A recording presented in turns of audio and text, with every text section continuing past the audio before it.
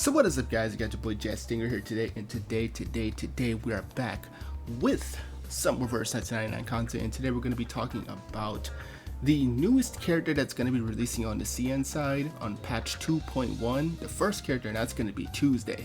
Now, when I uploaded my Mercurial kit speculation video, it seems like you guys were kind of interested to talk about it with me, so let's go ahead and do the same thing for Tuesday and talk about what she does, kind of give my early thoughts of what she could potentially get. For the most part, I was actually correct about the Mercurial stuff, so I'm going to be interested to see how long I can do this and see how quickly I can guess things right, which is actually pretty darn cool. But anyway, yeah, because we're going to talk about her insights, starting with her insight 1. Of course, as always, I want to give full credit to, I want to say Chunsi Ravenclaw. If I got your name wrong, I'm so sorry. But thank you so much again for always providing these translations for the CN side, so it makes complete noobs like me completely understand what's going on with these characters. So thank you so much again for allowing yourself to be able to translate these things to a great standard. So thank you so much. And anyway, let's get right into it. So let's talk about her insights. It's called At Your Service. If you guys don't know, she is pretty much a if you haven't seen the videos revolving around Tuesday, she's like a hotel maid, kind of like she owns an inn, and she's kind of like, you know, the main housekeeper of the place. But you'll see it. I'm not gonna spoil it for you. If you even see her design, she looks like a maid. I mean, come on. But anyway, her I1. When entering a battle, she will gain the Swaddling Fear status and increase the self-genesis damage dealt. Okay, that's not bad. Self-genesis is pretty interesting. There's not too many characters out there that boost self-genesis as far as I'm aware of, so could be interesting. When entering battle, increases attack. So, I mean, most characters get anywhere between 5 to 10%. Given that she might like a Genesis, of course, I just kind of copy pasted everything, so I'm gonna assume anywhere between 5 to 10% as a boost. Anywhere between 5 to 10%, like most characters do. So there's that. She might be getting more, maybe, who knows. But anyway, I3. When entering a battle, gains the room service status and increases Moxie. So let's talk about her unique effects and let's break down what they mean. So Swaddling Fear. All poison dealt from allies can crit. For each status down, negative status control allies give to the enemy, there is a possibility to inflict poison to their target, which will do a percentage of Genesis damage based on the caster's attack. Now this is a pretty interesting debuff. This is effectively a big poison buff, if you ask me.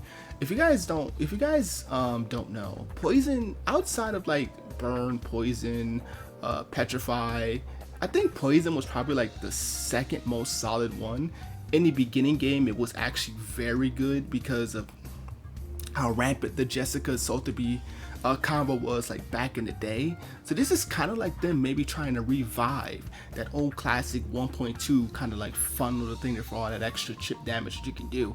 And what it seems like Tuesday is going to be able to do is basically turn all your units into poison setters, which means you can just keep stacking poison on top of enemies. Now, granted, you only have 8 slots for debuffs, so I don't think you'll ever be in a situation where it's all poison unless you specifically tailor your team to poison and poison only as the negative status that you can do. That could potentially be the thing that you can work out with there, so that is something. But I don't know, I like it. For me, I like it. It sounds pretty cool. Anyway, her room service effect is overflowing Moxie of all allies will be stored temporarily. If said character has the spaces for Moxie at the end of the round, replenish the Moxie. Now this is big. This is a big buff, because there's often times where you don't necessarily want to pop a buff, or you have to maybe do an action beforehand to at least get a buff active. Take for example Spachathea, right? Most of the time you're buffing and then attacking, and then you're buffing and you're attacking. You buff because of exhilaration, which gives you crit rate, which allows her to have more opportunity to do more stronger crit damage, right? This is also ringing true for her ultimate. So this means even if it's just one action, she can at least hold on to it. This is also very good for someone like Marcus, for example, where you can actually freely just attack with her, and then when you're ready to go into the ultimate, you can just ultimate, then get a whole bunch of moxie back. We don't know how much she's gonna be able to hold. If she's able to hold 5, that's broken. That's instantly broken, dude. Being able to like hold 5 and then just continuously hold the moxie again when it's enough for 5 for everyone, and then, or the selected character, so to speak, because that's how the text is worded. You can potentially just set up ultimate loops with everyone. But if I'm thinking about it from a more fair perspective, I'm gonna maybe assume maybe 2 to 3. 2 to 3 moxie held seems fair. That seems pretty fair. But if it's 3, that actually makes Carrot of a Heart usable on just about everybody, which is interesting because I've said this before about Carrot of a Heart. Carrot of a Heart is such a travesty because not a lot of units gain as much moxie to warrant the use of Carrot of a Heart. Now, there's obviously some units that can gain a vast amount of moxie depending on the actions performed, but there's not a lot of them. Even Shemaine, the character that it was designed for, has a difficult time because the only real way Shemaine is gaining the condition hit to 3 to 4 is when he uses his ultimate, which is not something he can do every single round. It's going to be something that he can only do once he has enough of his Nature's Blessing buff. So the fact that this could potentially open up the door for Carrot of a Heart to be usable on whatever unit that wants crit rate and the extra ultimate might, which now that I think about it, Marcus might be able to do. I mean, her own card is vastly better, but you know, maybe it could be an interesting option. It could actually be an interesting option for Carrot. I don't think Carrot on Marcus is going to be better than her own card, Another Story. But yeah, so there's that. So let's talk about her skills. These are her skills. Her skill 1, Fear and Joy. It is a single target mental damaging attack that deals poison, which after each round deals a percentage of Genesis damage based on the caster's attack, and afterwards randomly inflicts poison to another enemy for several times. I don't know if that's a mistranslation on his part because I don't know what several times mean. I want to say maybe several turns or several rounds. I'm thinking maybe rounds, but if it's several times, then that means she can stack up multiple poisons pretty fast, which is, oh my, that's actually insane, dude. If she can stack up poison that fast, oh boy. Anyway, let's see. S2, a pack from Tired Days. It's a group debuff. Okay, I like it. Increases Genesis damage to all enemies and increases crit resistance. If a target has poison, further decreases crit resistance. Holy shoot, we got another crit resist down unit. Oh, that's big. That's so big, dude. Another crit resist down. Oh boy. And with how the game is right now with crit DPSs and how they're kind of the forefront of a lot of like your main hyper carry builds, having another unit that can debuff crit. Now I have to wonder just how much crit resistance it'll do. Now, if you look at Confusion, it's 15%, I believe.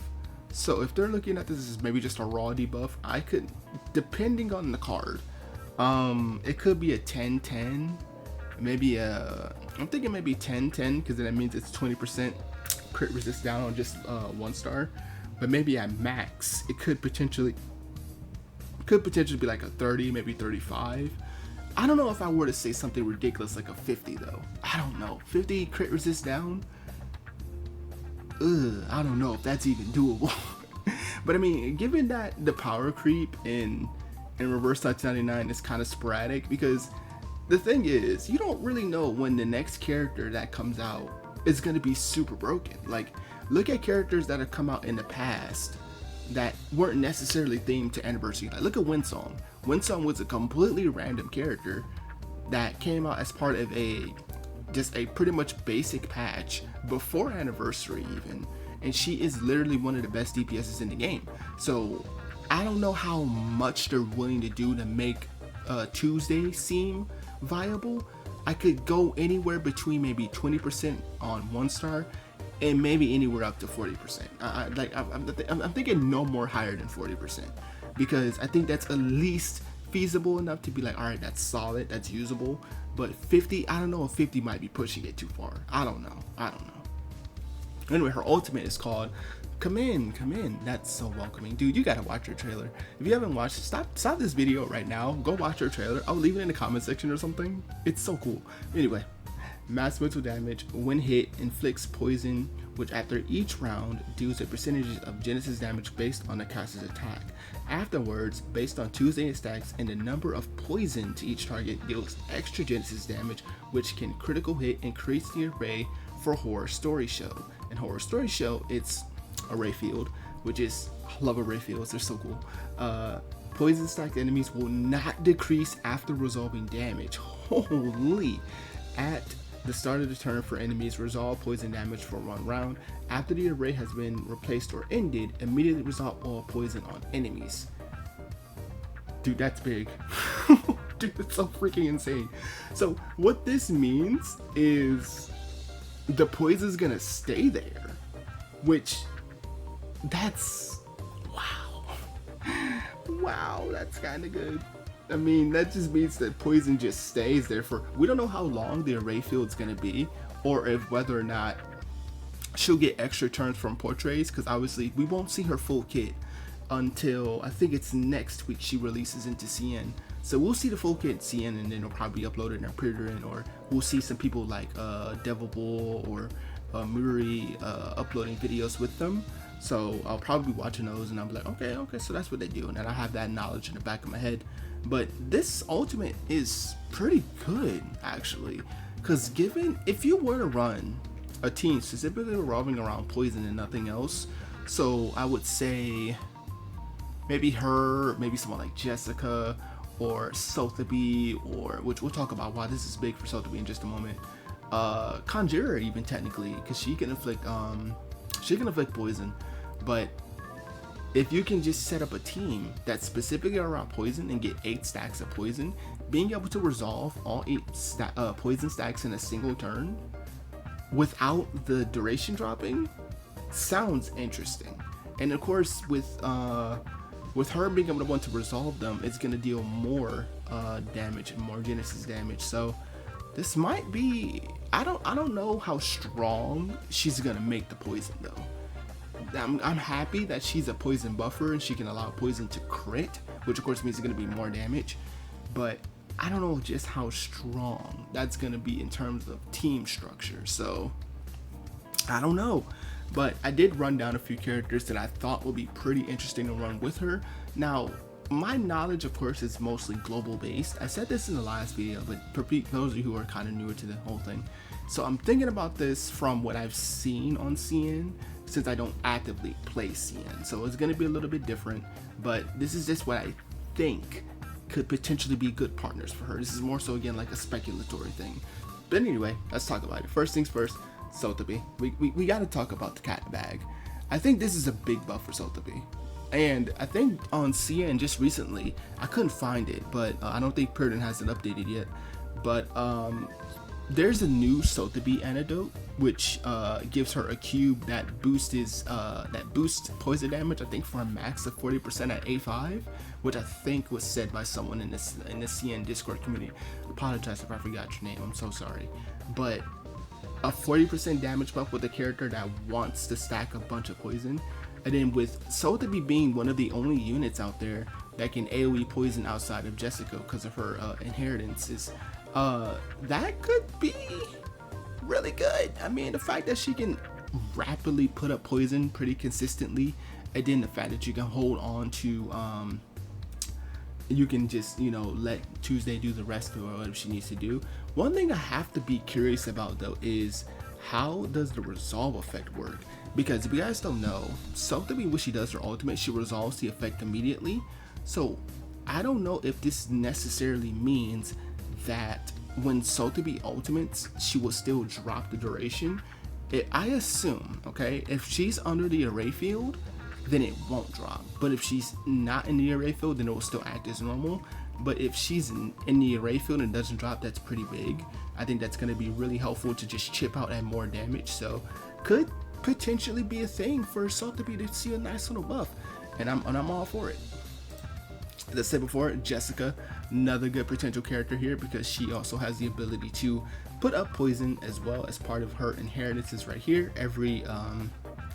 every other turn she could put up a stack of poison on enemy for 2 turns, so this could potentially be a thing. It could work. It could work. She can also poison targets with targets who are not poisoned, but this won't really be a thing considering with how often you're going to be getting a poison with Tuesday. Another potential character here I can see is actually Isolde. I do think Isolde is going to be a pretty interesting combination here, strictly for the fact that she has a good amount of debuffs that she can inflict, so that's the thing. Also Intermezzo, I don't know if it counts Intermezzo because the burn that she procs is automatic, so that could potentially mean that she can burn and yet poison the target at the same time. Again, that's speculatory, because what I'm thinking about with Isolde is, since Isolde, when she casts Intermezzo, puts her stacks of the pre-ignition effect to the enemy, then that means with Intermezzo, she can technically also poison. That's what I'm thinking about, which is interesting because that could actually be pretty cool. So yeah, I don't know. And then she also has the ability to lower critical defense, which, I mean, with Tuesday lowering crit resistance and Isolde lowering crit defense, I mean, kind of good. Next up is Sixt. Sixt is here because he has access to a bevy of debuffs, so, but I don't know if Sixt might be too heavy on debuffs considering that he has, you know, access to all the basic form of debuffs.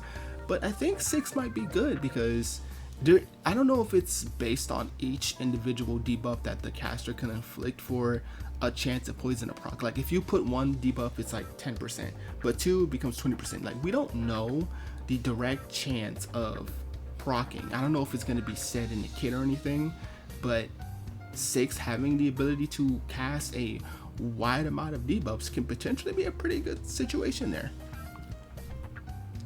Next up is going to be Marcus. Now Marcus doesn't necessarily provide synergy for the whole poison thing. That's not what I think Marcus is boosted here for. I think Marcus is going to be good for the Moxie held effect.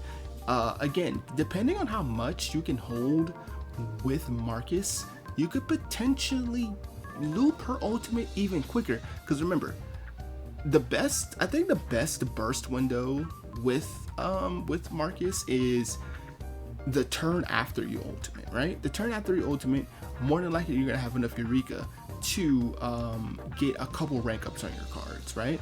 Which, if you guys don't know, her Inheritance 3 gives you +1 Moxie if you ever hit a target with a 2-star or 3-star status, right? Or a 3-star incantation, right?